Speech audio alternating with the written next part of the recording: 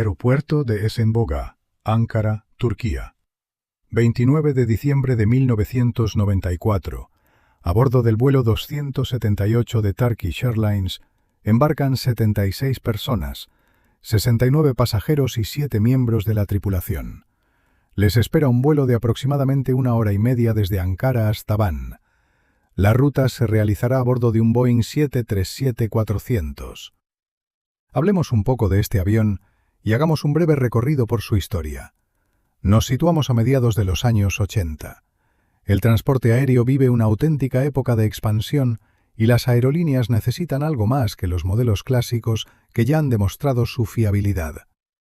Ante el aumento constante del número de pasajeros y la fuerte competencia del recién llegado Airbus A320, Boeing decide dar el siguiente paso en la evolución de uno de sus mayores éxitos comerciales.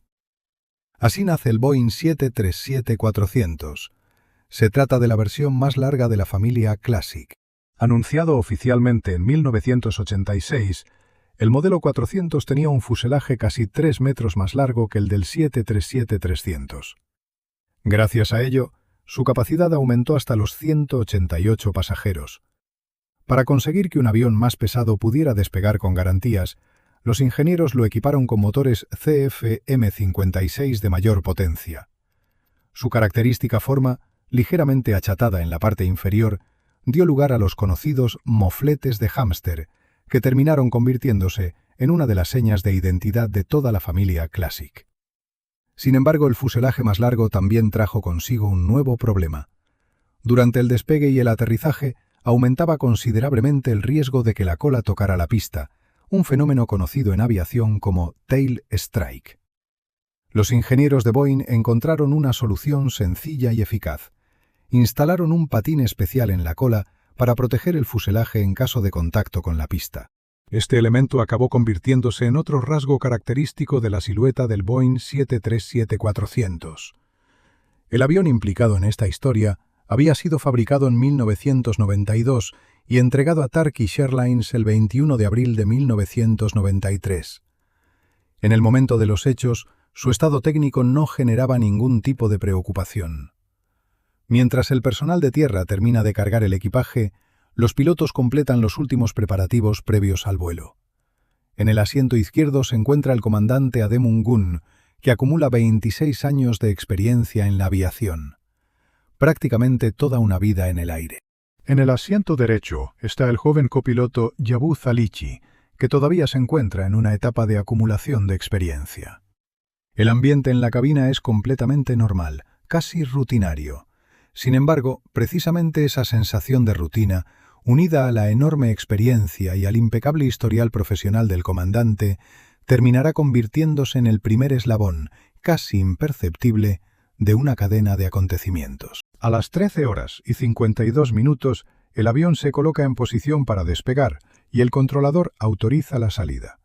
Los pilotos llevan los motores a potencia de despegue y el Boeing 737 abandona la pista del aeropuerto de Esenboga, poniendo rumbo hacia el sureste. El despegue transcurre sin incidentes y el avión asciende hasta el nivel de vuelo 290, equivalente aproximadamente a 8.800 metros de altitud. En aviación, un nivel de vuelo es una altitud estandarizada basada en una presión atmosférica de referencia que permite a los controladores mantener una separación segura entre las distintas aeronaves.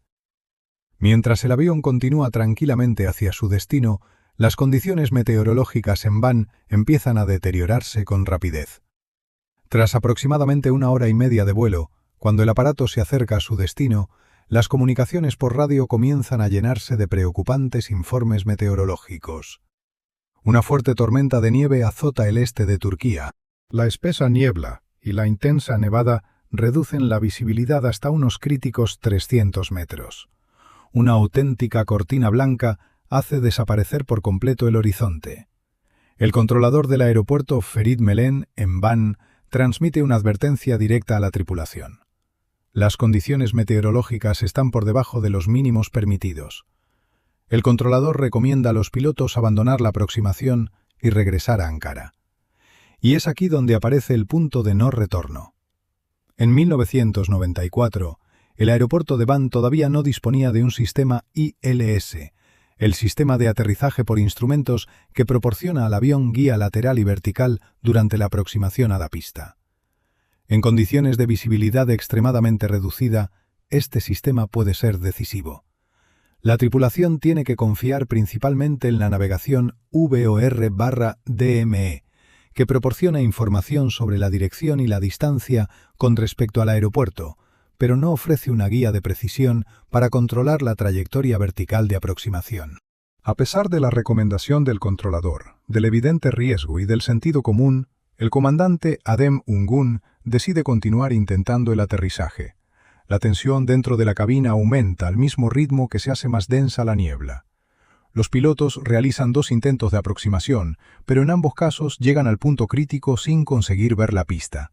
No tienen más remedio que frustrar el aterrizaje, volver a ascender y repetir nuevamente el circuito sobre una zona rodeada de montañas. Después del segundo intento fallido, el copiloto Yavuz Aligi propone abandonar los intentos y regresar a Ankara. Pero el experimentado comandante se opone tajantemente. Está convencido de que sus años de experiencia son suficientes para conseguir aterrizar incluso en unas condiciones meteorológicas tan adversas. A las 15:30, la tripulación inicia un tercer intento de aterrizaje. Para poder tomar tierra de forma segura, los pilotos necesitan desesperadamente referencias visuales, objetos en tierra, las luces de la pista o cualquier elemento del terreno que les permita confirmar la posición real del avión. Pero en medio de aquella intensa nevada, todas esas referencias desaparecen. La tripulación comienza a perder la conciencia de su posición real con respecto al terreno que la rodea. Con cada segundo que pasa, mientras el avión continúa descendiendo entre montañas invisibles, el control de la situación se les escapa cada vez más de las manos. A las 15:32, a una altitud aproximada de 1.700 metros, el Boeing 737 impacta contra la ladera nevada de la colina de Cali. El lugar del accidente se encuentra a tan solo 4 kilómetros del aeropuerto. La violencia del impacto parte el fuselaje en 3 secciones y dispersa los restos del avión por toda la ladera.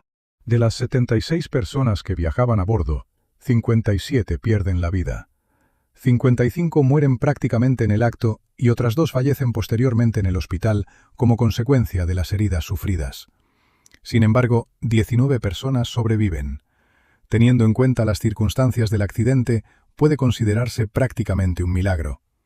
Una de las claves fue la gruesa y blanda capa de nieve que cubría la colina de Cali. La nieve actuó como una especie de amortiguador natural y absorbió una parte importante de la energía del impacto. Los primeros en llegar al lugar del accidente fueron habitantes de las aldeas cercanas, que avanzaron entre la niebla helada y la nieve para ayudar a los supervivientes. Su rápida y decidida actuación permitió salvar a personas que, de otro modo, podrían haber muerto de hipotermia atrapadas entre los restos del avión. La investigación de las autoridades de aviación civil y de los especialistas de Turkish Airlines comenzó en unas condiciones meteorológicas extremadamente difíciles. El análisis de los registradores de vuelo reveló una situación paradójica. Los motores y los principales sistemas del avión habían funcionado correctamente hasta el momento del impacto contra el terreno. ¿Y la navegación? Técnicamente, el avión disponía de información sobre su posición, pero la tripulación no tenía una percepción suficientemente precisa de dónde se encontraba realmente con respecto al terreno que la rodeaba. Uno de los elementos técnicos más importantes de la investigación fue el estado de las cartas de vuelo y de navegación. Las cartas utilizadas por la tripulación no mostraban de una forma suficientemente clara la elevación de la colina de Cali.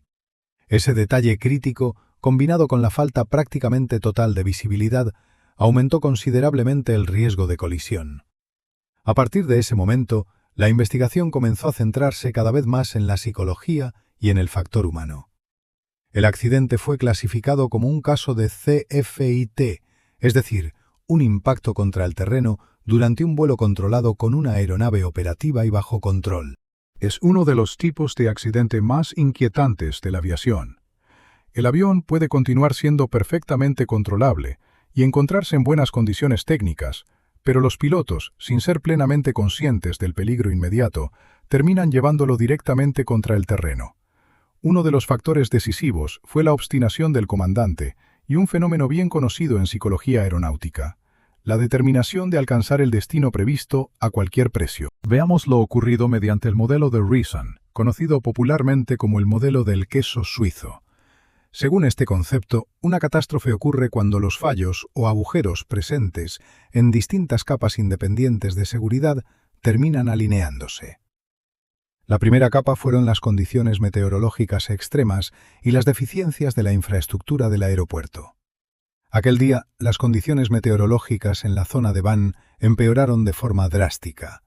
Se produjo una intensa nevada, acompañada de ventisca y una niebla muy densa, que redujo la visibilidad hasta unos 300 metros, prácticamente hasta cero.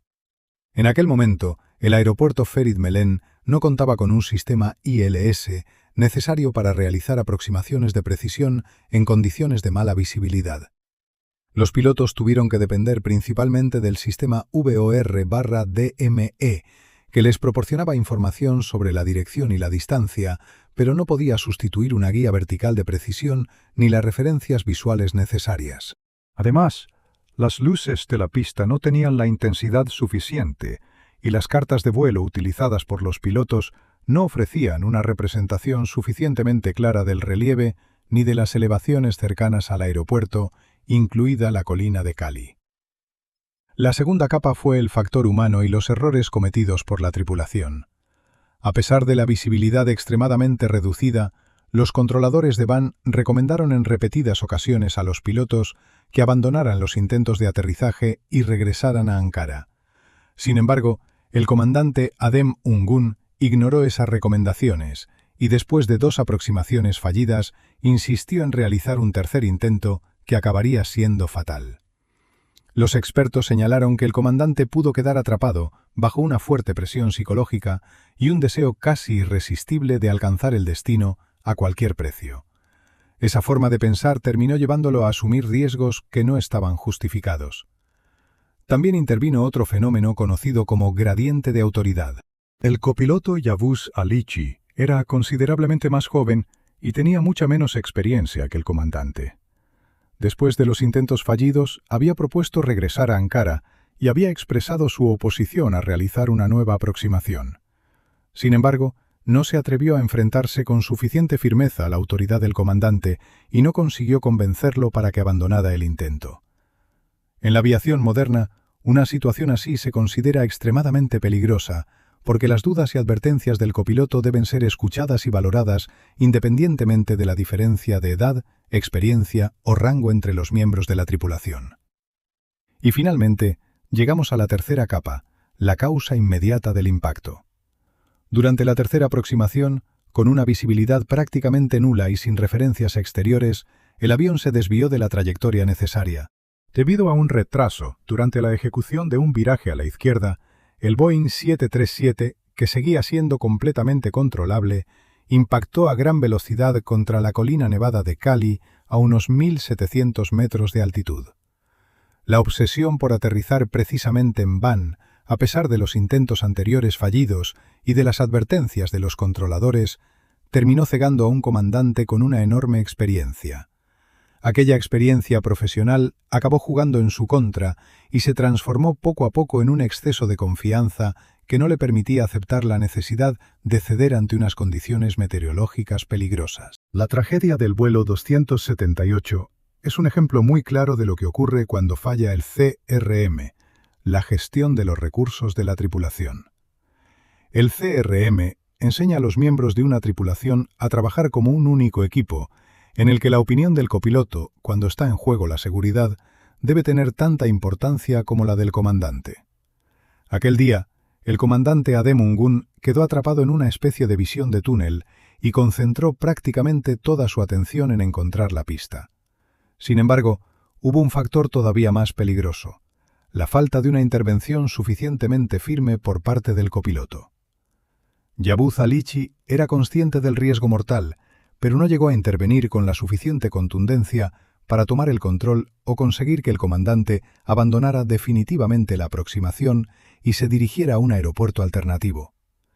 La rígida jerarquía dentro de la cabina y un respeto mal entendido hacia la experiencia y la autoridad del comandante acabaron siendo más fuertes que el propio instinto de supervivencia. El silencio dentro de aquella cabina durante los segundos previos al impacto resultó más destructivo que cualquier posible fallo de un motor. Cada tragedia aérea deja una lección dolorosa, pagada con vidas humanas. El accidente de Van obligó a Turquía a replantearse seriamente numerosos aspectos relacionados con la seguridad aérea. En el aeropuerto de Van se instaló un sistema ILS destinado a reducir considerablemente los riesgos durante las aproximaciones en condiciones de baja visibilidad. La formación en CRM adquirió una importancia mucho mayor. Los pilotos comenzaron a recibir una preparación específica para cuestionar las decisiones de comandantes más experimentados e intervenir cuando consideraran que sus acciones podían poner en peligro la aeronave. También se revisaron las cartas aeronáuticas para mejorar la precisión con la que se representaban las elevaciones y los terrenos peligrosos situados en las proximidades de los aeropuertos. Además, se reforzaron los procedimientos que impiden continuar una aproximación cuando la visibilidad se encuentra por debajo de los mínimos establecidos. Después de repetidos intentos fallidos, la tripulación debe abandonar la aproximación y dirigirse a un aeropuerto alternativo, mientras que las advertencias de los controladores relacionadas con unas condiciones meteorológicas peligrosas deben tomarse con la máxima seriedad. Porque la seguridad aérea no depende únicamente de radares en perfecto estado, sistemas modernos o aviones nuevos. Depende, ante todo, de una cultura de toma de decisiones en la que la vida humana y la opinión de otro miembro de la tripulación estén siempre por encima del orgullo profesional, de las ambiciones personales o de la presión por cumplir un horario. La tragedia de la colina de Cali sigue siendo un recordatorio permanente de una de las reglas más importantes de la aviación. En el cielo no hay lugar para el exceso de confianza. ¿Y vosotros qué pensáis? No olvidéis dejar vuestra opinión en los comentarios. Nos vemos en el próximo vídeo.